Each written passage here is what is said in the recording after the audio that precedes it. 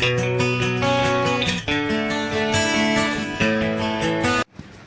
friends, welcome to Infinity for All. Today we will see the next theorem in the topic of line integrals. This is one of the most important theorems in this unit. Let us see what the theorem is. So, the theorem number 5 is about Green's theorem. In Green's theorem, basically, firstly we will see the statement. Rather, we will first see what the question is like, then the statement, and then the proof. Let us begin. The question can be asked as state and prove Green's theorem for a rectangle, or it can also be asked as Green's theorem to evaluate area of any closed curve. So, firstly, we have to state. So, the statement is let gamma be a piecewise oriented smooth simple closed curve. These 5 properties are very important here for the curve gamma. The next thing is gamma is oriented anti-clockwise. Let fxy is equal to mxy comma nxy be a vector field with mn being continuously differentiable then.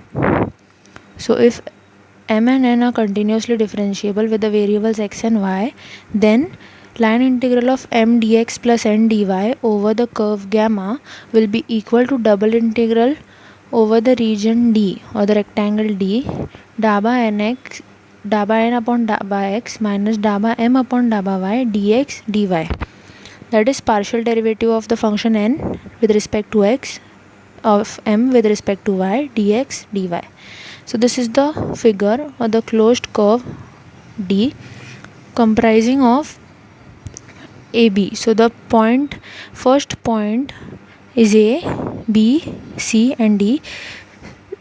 So the coordinates are named accordingly, and since gamma is anti-clockwise oriented, so the direction of the curves is given accordingly. So now for the proof, let us consider first a rectangle D. That is what we have drawn in the figure. Now we first show that, let us prove the first half part of the given question that we have to prove. So let us first prove that line integral of m dx over gamma is equal to double integral of the function d minus partial derivative of m with respect to y dx dy. This is the second half of the right hand side. So let d be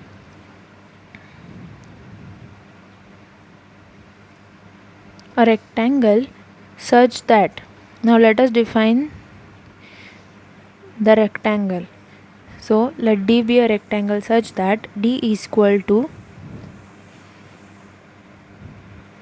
xy belonging to R2, where x lies between A and C and y lies between B and D. Okay, so now line integral of capital M dx will be equal to, now this is the line integral of whole curve gamma, but gamma is divided into 4 sub curves, that is gamma 1, gamma 2, gamma 3 and gamma 4.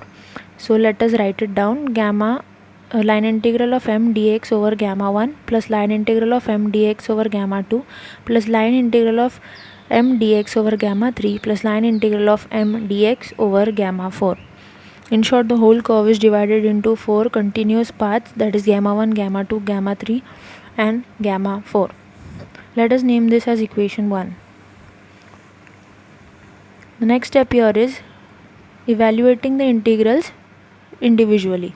So first let us see the curve gamma 1. So the curve gamma 1, we have to define a parameterization. So let alpha 1 be a parameterization from interval AC to R2. Now here I will explain later on why the domain is taken as interval AC.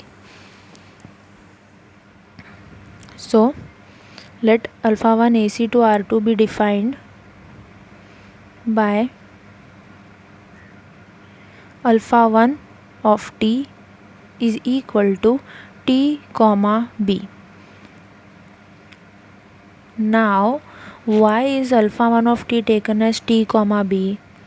That also I will explain later on. Be a parameterization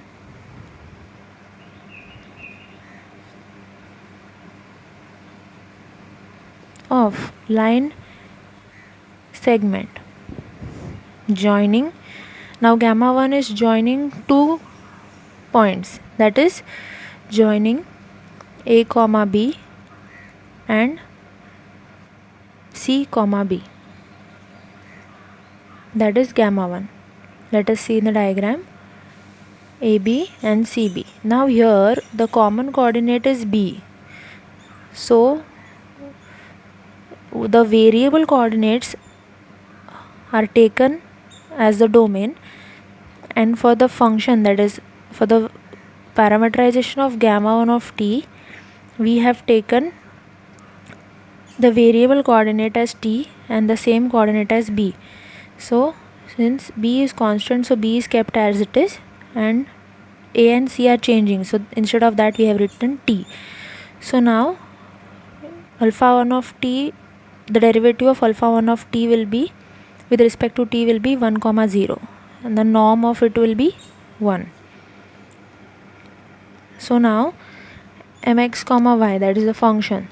Now the function m is in form of x and y, that is why it is written as mxy, that is equal to, instead of xy now we have alpha 1 of t, so that is why m of alpha 1 of t, but m of alpha 1 of t is t comma b, so it will be m t comma b. Let us keep it as it is. So now gamma 1, line integral of m dx over gamma 1, we will write it in the form of formula for line integral of scalar field. So line integration from a to c m, since the domain of alpha 1 is a to c, that is why integration is from a to c. So line integration from a to c m alpha 1 of t to norm of alpha 1 dash of t dt, but m of alpha 1 of t is m of t comma b, so we will write it.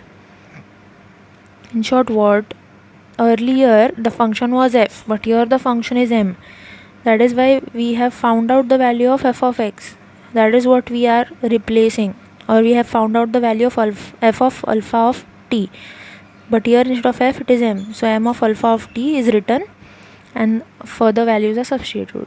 This was for alpha 1. Let us find out for alpha 3. So in short, for the curve gamma 3, so alpha 3 from C A to R2.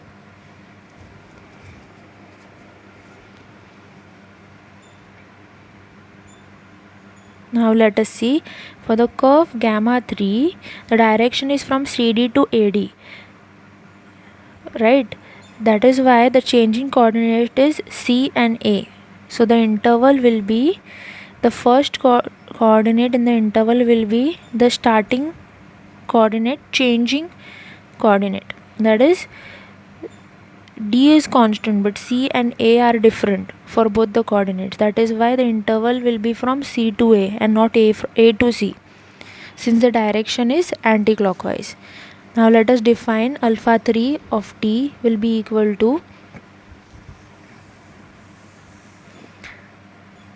now C and A are changing but D is as it is for gamma 3, that is why we will define alpha 3 of t equals to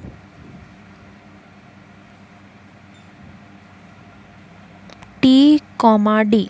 Since d is the second coordinate and it is same, the first coordinate is changing, that is why we have taken alpha 3 of t is equal to t comma d. Now let this be a parameterization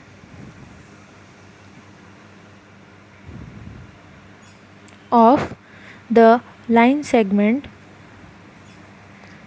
Now the curve gamma 3 is also a line, That is why we will write that parameterization of the line segment joining. Let us see which are the 2 points that are being joined by this line segment, that is CD to AD.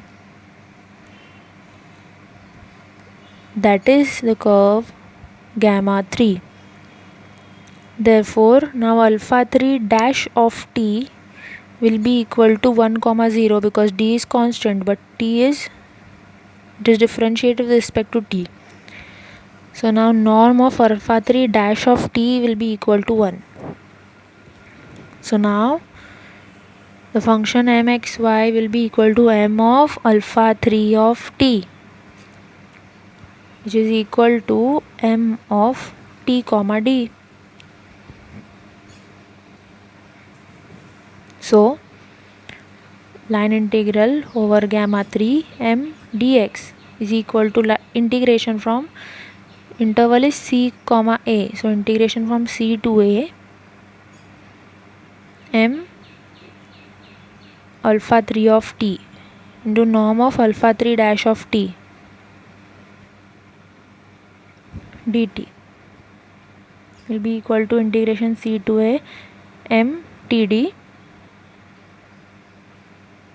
Now alpha 3 dash of t is 1. Norm of alpha 3 dash of t is 1. So 1 into dt. Now we will find out for alpha 2 and alpha 4. This method is little different than the previous two curves. So let us see. Let alpha 2 from b comma d to r2 be defined as, now here the domain, the choosing the domain and the parameterization is the same. Just finding the line integral is a little different. So let alpha 2 from bd to r2 defined by alpha 2 t is equal to c comma t be a parameterization of the line segment joining point C B to point C D. Now here also D and B are changing and C is constant. That is why C is written as it is and T is written for the variable coordinate. Now from gamma 2 is from CB to CD. That is gamma 2. That is why T is taken for the variable. Now here C is constant. So while defining, we will take xt, that is the x coordinate for the parameterization, and we will find the value of dx. So xt is equal to c, right? C, x coordinate is c, and its derivative will be 0 dt because c is constant with respect to t. So now line integral of m dx over gamma 2 is equal to line integral of m gamma 2, but instead of dx the value we have found out is 0 dt. So that is what we have written. That is, we've just replaced dx with 0 dt and m is written as it is. That will be equal to 0. Now similarly for let gamma 4 be parameterization from dB to R2. Now here the changing variables will be dB. So domain is dB defined by alpha 4t is equal to a comma t. So the constant variable is a and changing variable is d and b. So that is replaced by t. Be a parameterization of line segment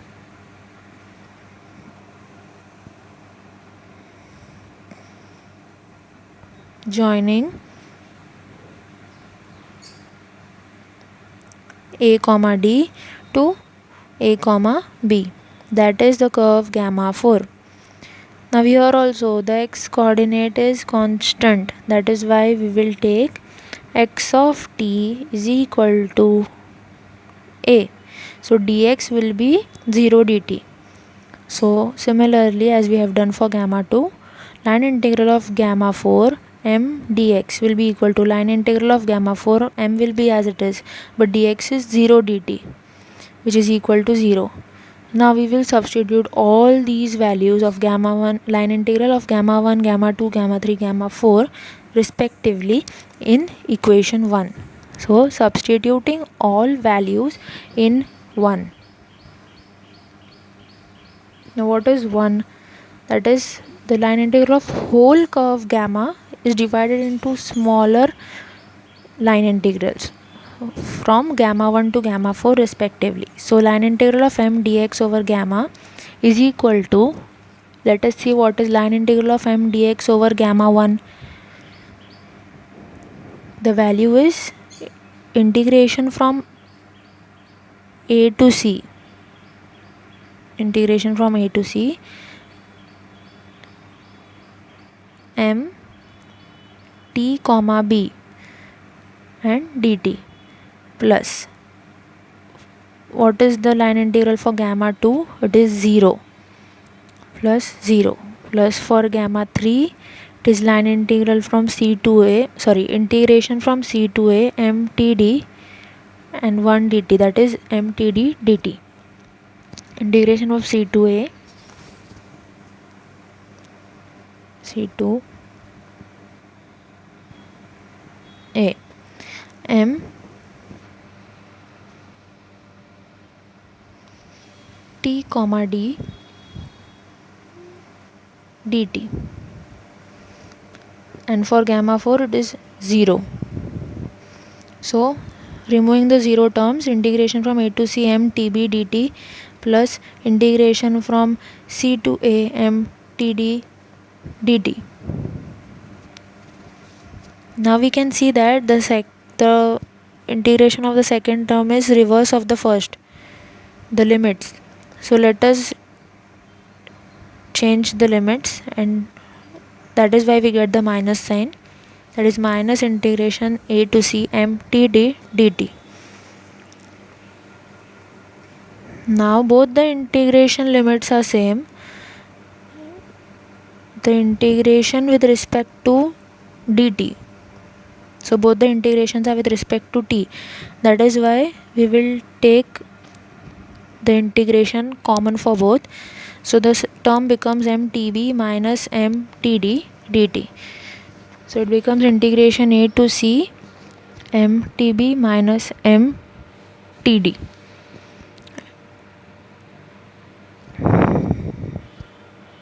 And dt remains as it is. So now let us take the minus sign outside the integration. So minus integration a to c m t comma d minus m t comma b dt.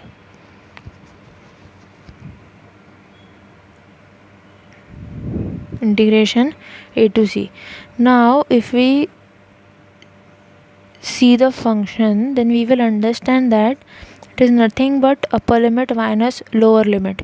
So the upper limit here will be d and the lower will be b, and integration neutralizes differentiation. That is why integration b to d is written, and the derivative is partial derivative of m with respect to y, and dy is for the integration from b to d. Dt remains as it is. So now let us take minus outside, integration a to c b to d daba m daba y dy, and instead of, now we have taken the whole term out, that is why instead of dt there will be dx, since a to c are the coordinates for x, that is x goes from or lies between a to c. So now by Fubini's theorem we can interchange the integration, that is integration from a to c, integration from b to d, minus remains as it is, integration from b to d, integration from a to c daba m dy. Now since integrations are interchanged, so the variables dx and dy will also be interchanged. That is why, but it is nothing but double integration over the rectangle d. That is what we had defined the rectangle as. So rest of the term remains as it is, that is daba m by daba y dx dy, but it becomes minus double integration of d daba m by daba y dx dy. Similarly we can prove for daba n by daba x. That is, similarly we can prove that line integration of gamma over n dy will be equal to double integration over d tau by n upon tau by x dx dy. This was the proof. Thanks for watching this video. Please do like, share, subscribe and comment. If you have any queries, please leave it in the comment section. I will try my best to answer you. Thank you.